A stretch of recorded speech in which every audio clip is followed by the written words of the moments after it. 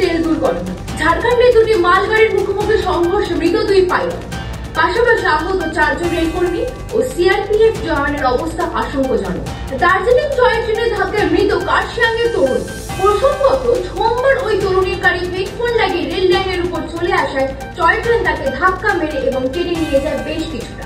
রাতে হাসপাতালে তার মৃত্যু হয়। কেন্দ্রীয় সরকারি কর্মীদের জন্য সুখবর, আজ থেকে চালু হচ্ছে নতুন পেনশন স্কিম অর্থাৎ ইউপিএস। এই স্কিমের আওতায় থাকা কর্মীরা এককালীন টাকার সঙ্গে সঙ্গে পাবেন অবসরের পরও পেনশন। আজ 1 এপ্রিল থেকে 900-এর বেশি অপরিহার্য ওষুধের দাম বাড়াতে চলেছে কেন্দ্রীয় সরকার। প্রায় 1.74% দাম বৃদ্ধি পাবে জ্বর, বমি, ডায়াবেটিস পাশাপাশি ক্যান্সার, এইডস রোগের মতো দরকারি ওষুধগুলি।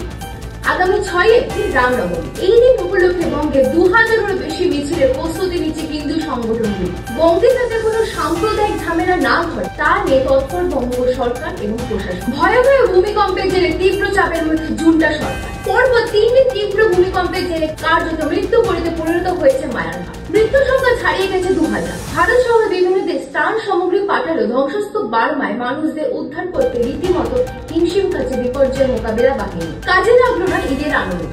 সালমান খানের জন্য বলল না প্রেক্ষাগৃহ। প্রায় 2 বছর পর ঈদে মুক্তি পেয়েও চূড়ান্ত ফ্লপ ভাইজানের সিকান্দার। ওয়াংখেড়েতে লজ্জার হাট নাইট ব্রিগেড। প্রথম অভিষেক ম্যাচ খেলতে নামা অশ্বিনী কুমারের বোলিং এবং পরে রায়ান রিকালটনের ভয়ঙ্কর ব্যাটিং এর সামনে আত্মসমর্পণ করে লিগ টেবিলে তলানিতে চলে এলো কলকাতা। ভিঘ্নেশ ফোর্টকরের পর ফের একবার মুম্বাইয়ের নায়ক একজন ডেবিউ ম্যাচ খেলার বোলার। পাঞ্জাবের মোহালির অজিত সিং নগরের সামান্য একজন অটোওয়ালার ছেলে বোলিং এ ছাড়খাড় হয়ে গেল কলকাতা নাইট রাইডার্স। প্রথম ম্যাচ খেলতে নেমে 4 উইকেট তুলে মুম্বাই ইন্ডিয়ান্সকে এই মরশুমে প্রথম জয় এনে দিল তরুণ অশ্বিনী কুমার। সর্বশেষ ওয়েদার আপডেট। তীব্র দমন থেকে মুক্তি। আজ ও কাল বঙ্গে তাপমাত্রা উষ্ণ এবং মাত্রা অতিরিক্ত গরম থাকলে আগামী বৃহস্পতিবার থেকে বেশ কয়েকটি জেলায় বৃষ্টির সম্ভাবনা থাকবে বলে জানানো আবহাওয়া দপ্তর। অপরদিকে উত্তরবঙ্গের জেলাগুলির আবহাওয়া শুষ্ক থাকবে বলে জানিয়েছে আবহাওয়া অফিস।